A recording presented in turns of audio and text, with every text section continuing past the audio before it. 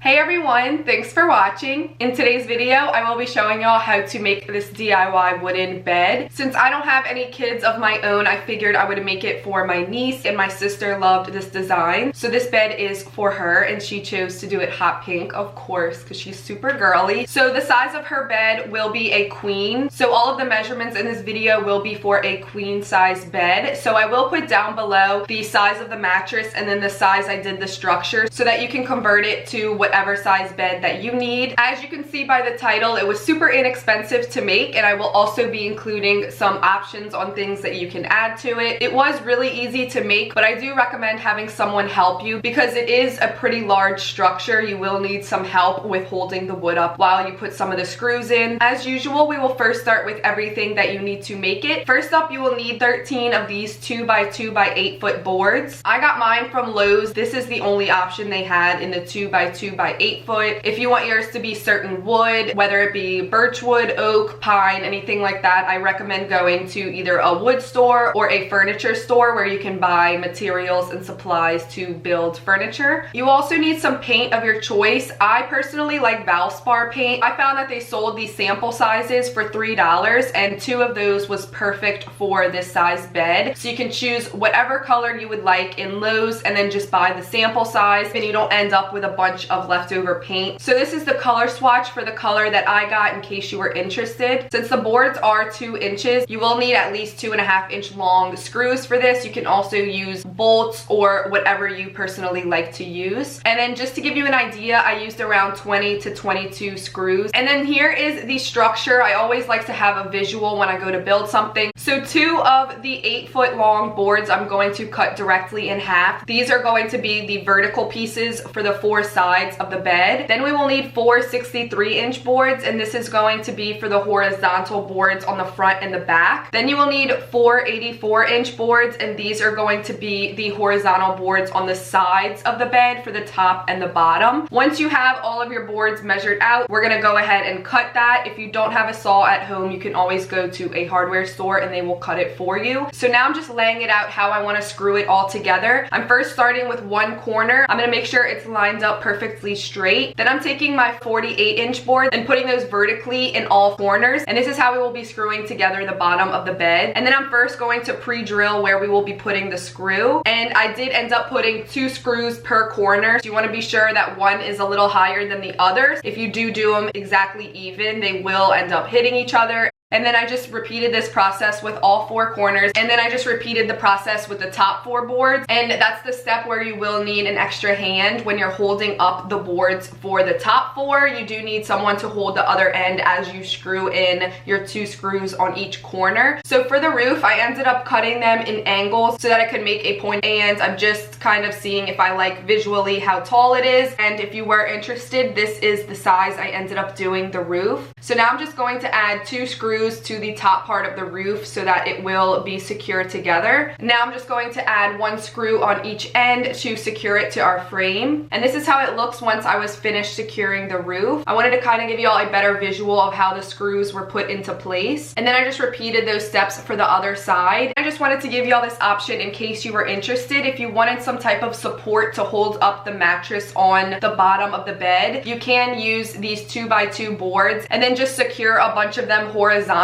from either side of the bottom of the board, and this will kind of prop up the mattress. Now I'm adding my 1 long board across the top, and to give the pointed effect to the top of the roof, I did turn the wood a little bit and secured it into place in more of a diamond shape, and then just repeated that on the other side. And now the roof is all finished and the structure is all put together. So now I'm just going to run over the whole structure with some sandpaper, get all of the imperfections off and any splinters that may be poking out. Then I just took a damp cloth and went over the entire structure with this to get any loose pieces of wood off. And now we are just going to paint the entire thing whatever color you would like. You can do a wood stain, whatever type of finish you want for your bed is what we are going to do now. And once I let that dry, I was finished with these structures. So since this is a pretty large structure and it's for my niece's room who loves to jump around, we do want to add some more support to it. So first we're going to add some screws through the structure into a stud into the wall. That way it is secure anchored onto the wall. We also are going to add some support beams on the structure, maybe on the back or by the headboard, so that way she won't wobble the whole structure around and it will stay in place. You can also add some curtains, fairy lights, banners, a nameplate, anything you would like to the final design. So once I came to bring it to my sister's house, my niece did kind of help me with putting it together, but then I had her leave the room and I picked everything up and made the bed all nice, and this was her reaction. I can believe it. I love my bed. Where do you get this? So this was definitely worth building. My niece absolutely loved it, and if you didn't want to use it for a bed, you can also use it as a playhouse, a dog house, an outdoor kids house, whatever you would like. There's endless ideas of what you can use this for. This video is just really to give you an idea on how to make the base of the house structure. So I hope you guys enjoyed it. If you did, please give it a thumbs up. Subscribe if you're not already, and I'll see y'all in my next video. Bye guys.